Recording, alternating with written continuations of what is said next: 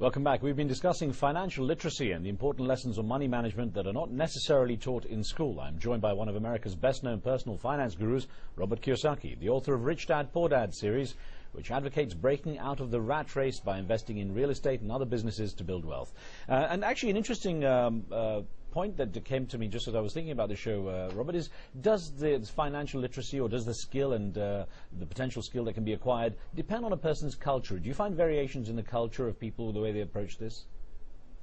Yeah, I would definitely say so, but more than just culture, I would say from economic class. If you come from a poor family, what I'm saying is pure heresy. And if you come from an academic family like my family, all PhDs, it's academic heresy. And for the rich, they go, what's so hard about this? So it's not so much about ethnicity or anything like this, because every country has its rich and its poor and middle class, but it's just really what economic class you come from. What is the conspiracy you refer to in the latest book? When you talk about the conspiracy of the rich, basically, what do you see that to be? Well, conspiracy of the rich is in two parts. The first part is the history of how we got here, because it didn't just start with this real estate stuff. It's been going on for centuries. For centuries, the rich have always exploited the poor. So the first part of the book is a little bit of history, because if you can see history, you can see the future. And the second part is how guys like me get out of this mess by printing our own money. See, if the real thing is the Federal Reserve Bank in 1913 was formed against the wishes of the U.S. Constitution.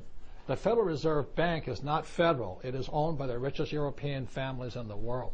It is not a bank. It has no reserves. It has the power to print money as much as it likes. So let's say it issues, it prints $1 billion. That money, they just wrote a check for it. It doesn't exist. It's like just making it up.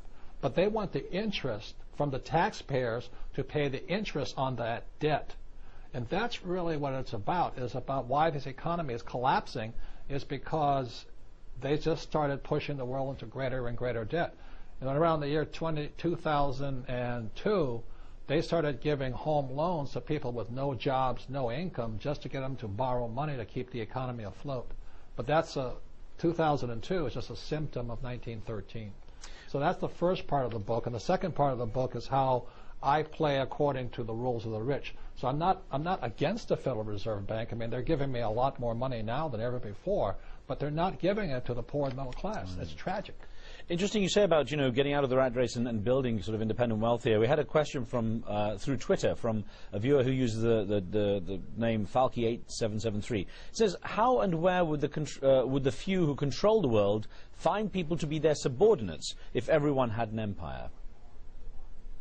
Well, they do it in Conspiracy of the Rich. I write about the conspiracy against the U.S. education system. In 1904, a man named John D. Rockefeller took over the financial education system with a thing called the General Education Board. And then they dictated what the government taught kids in school. So the way they had to do it was one of the ways, not only taking over the banks, but they had to take over the school system. So when you see stuff like that, you'll understand kind of what's going on. And that's why Conspiracy of the Rich, the first part is history. The second part is how guys like me play by the rules of the rich, which is different than going to school and getting a job. They're very different worlds.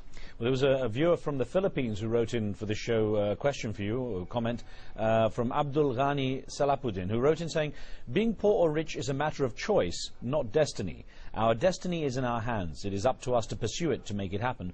But surely not everyone has the same opportunity, do they, Robert? No, but they don't have it if they're financially uneducated.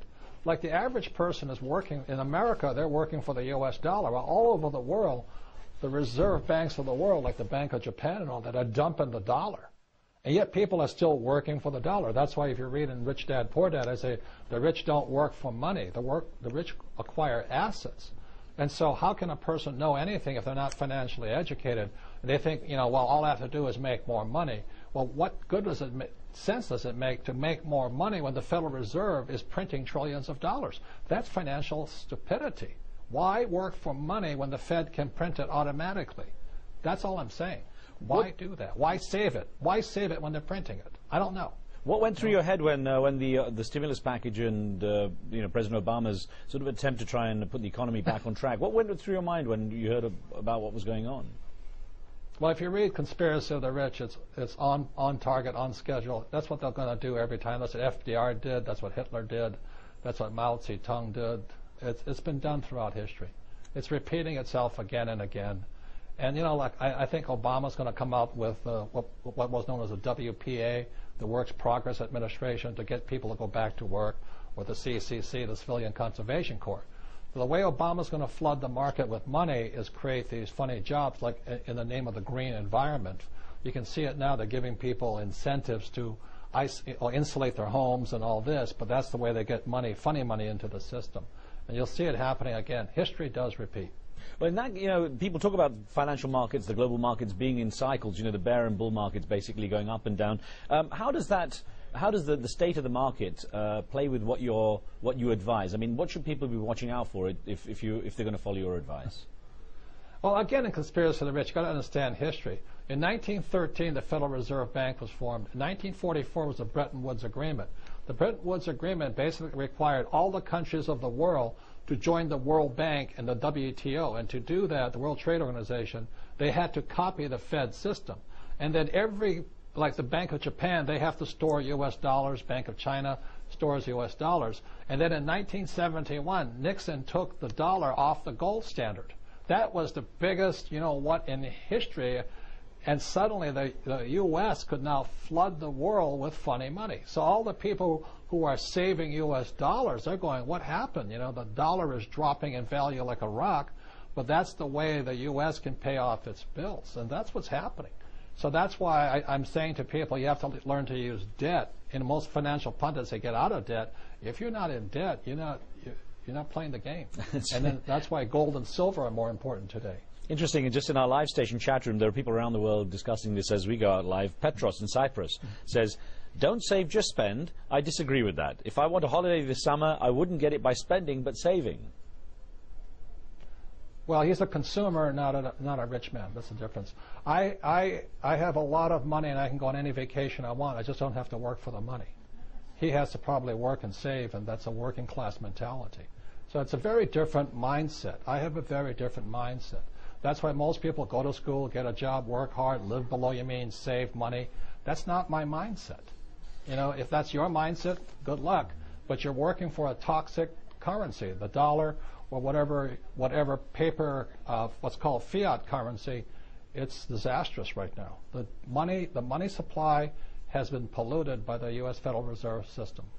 Robert, how do you bring peace of mind and a sense of happiness into the equation? How do people balance this desire, you know, in your opinion, this desire to get wealthy and develop this kind of financial independence, along with just having some degree of peace of mind, not worrying too much, and actually having a sense of happiness, irrespective of financial status? Well, a lot of times people say, I'd rather be happy than rich, and my saying is, why not be both? And today in America, there's a lot of people who are not happy because they've lost their jobs or losing their homes, and they don't have enough money to afford health care or retirement. So what's the definition of happiness?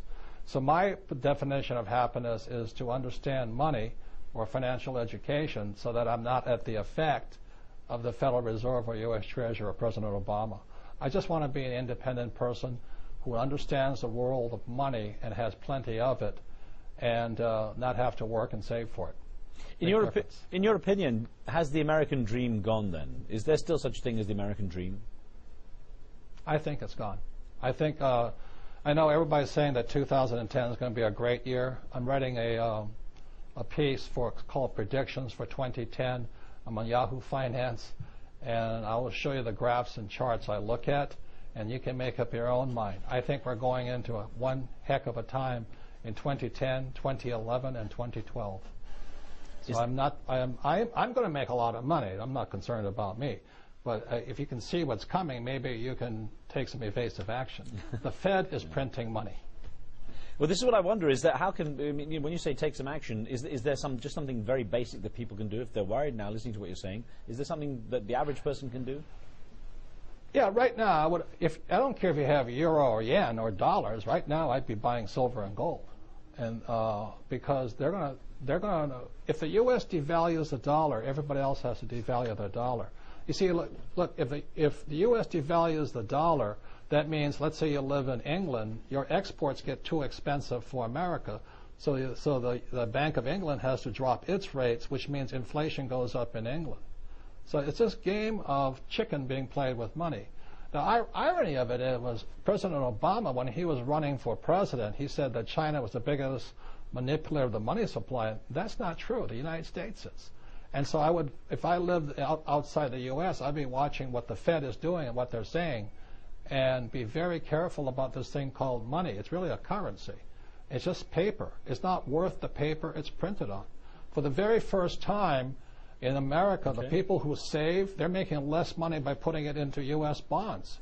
The bond rate went down below parity. Well, I'll tell you, everything right now, everything is screwy right now. That's what I'm saying, so pay attention. Robert Kiyosaki, you've certainly given us food for thought. Thank you so much for joining us on the show. Good listening to you. Thank you for the time. Appreciate it. Pleasure. Thank you for being with us with your questions. So remember, you can follow our program on Twitter. We'll keep you notified on upcoming shows. You can send us questions and comments for our guests. But for now, from me and the team, we'll see you next time.